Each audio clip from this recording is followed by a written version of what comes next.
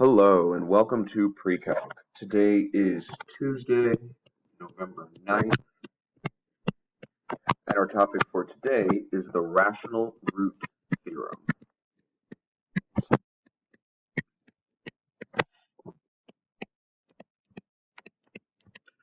where rational just means ratio. It's just another way to say fraction in this case, and root is a synonym for both solution and x-intercept. So we have a theorem that is going to tell us about possible solutions and x-intercepts that come in the form of a fraction. So we're going to begin with a little bit of theory. So we're going to say if f of x has the form an, x to the n, where n is just a number, any number, an minus 1, x to the n minus 1, so one number less, all the way down to just 1 plus a naught. Our two key pieces here are a naught, which represents the constant, so the number by itself,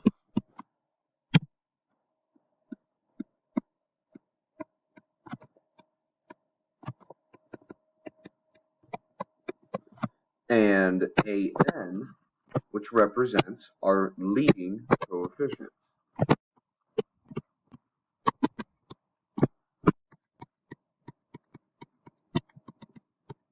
which, remember, is the coefficient of the variable with the highest exponent.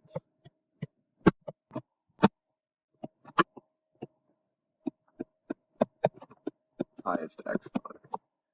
Okay, so our theorem says that possible rational roots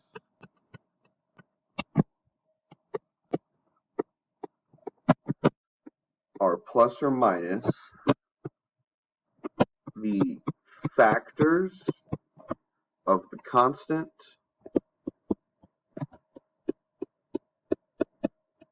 over the possible factors of the lead coefficient.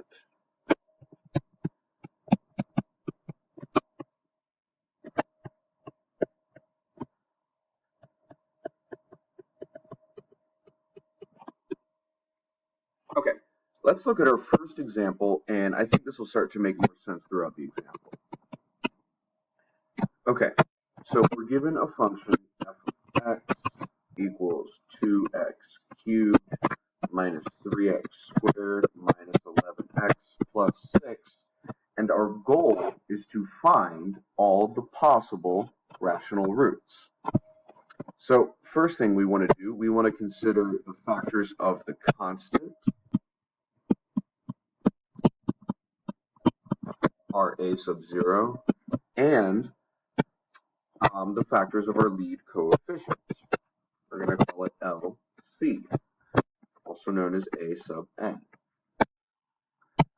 Alright, so our factors of 6, and remember, factor, another way to say factor is numbers that it is divisible by.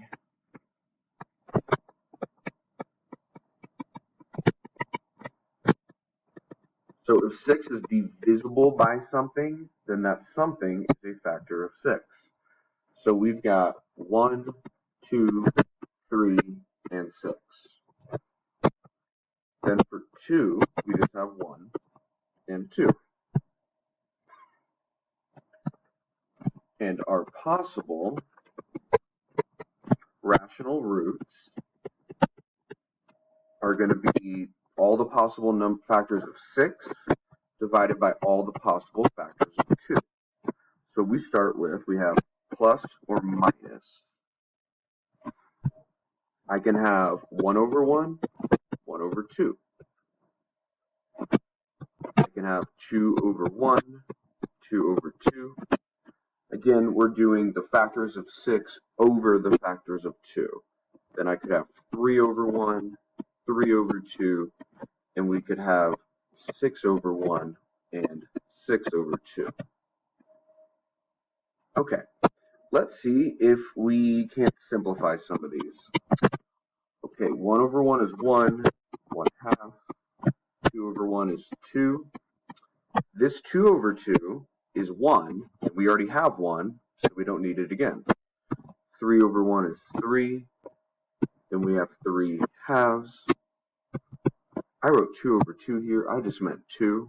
That came from 2 over 1. 3 halves. 6 over 1 is 6.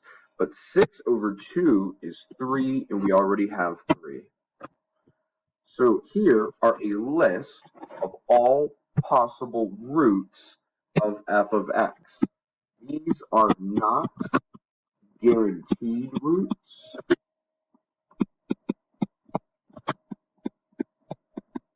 But it narrows down the possibilities we can try.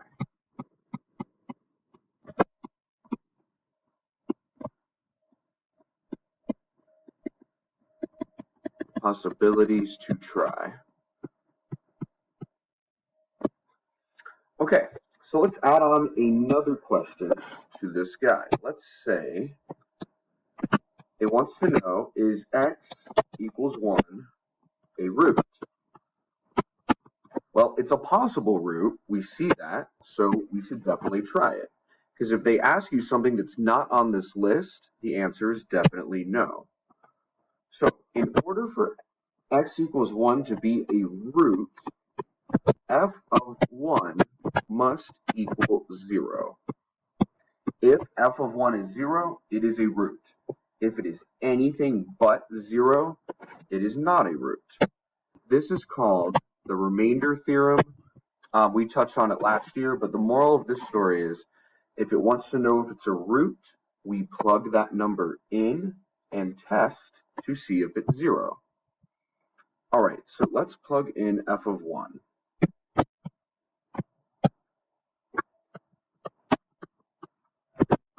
And we have our original f of x up here. So we have 2 times 1 cubed minus 3 times 1 squared minus 11 times 1 plus 6. Okay, 1 cubed is 1. 1 squared is also 1. 11 times 1 is 11 plus 6. 2 times 1 is 2. 3 times 1 is 3. Then we crunch all these numbers and we get negative 10. Negative 10 does not equal 0. So x equals 1 is not a root. So we plugged it in, it wasn't 0, it's not a root.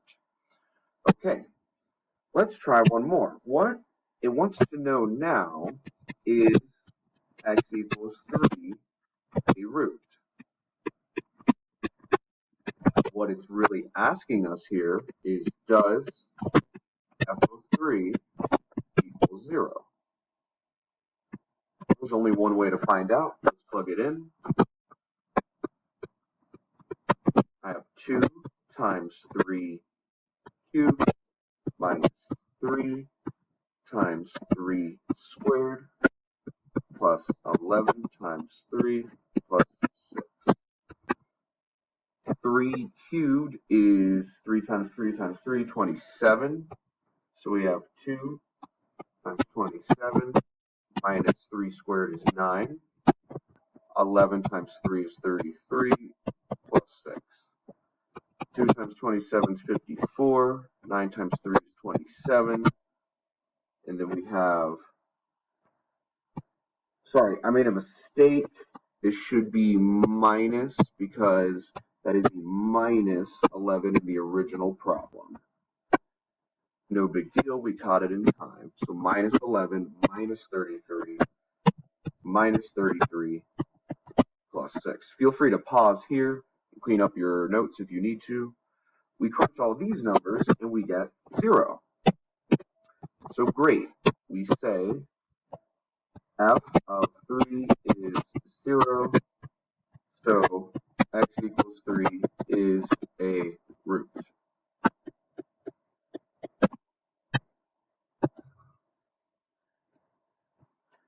Okay, now, what if I told you that x equals 1/2 and x equals -2 are also roots?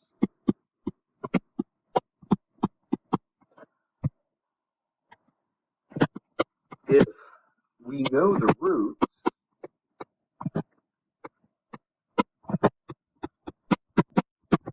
how does this polynomial factor?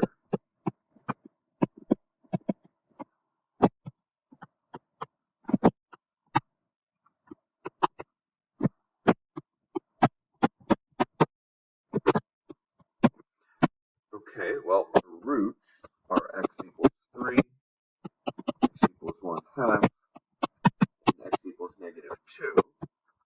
So if we just put these as factors, x minus 3, remember we're basically flipping the sign here, x minus 1/2, and x plus 2. So if we went and multiplied all of this right here, if we multiplied all of these back out, we would get our original f of x here. One more thing that we can do with this information is we know that root is a synonym for x-intercepts. So I know there's an x-intercept at +3, there's an x-intercept at 1/2, and at -2. So we can also have a rough sketch of the graph from this information. Alrighty guys, that's all for today. Thanks.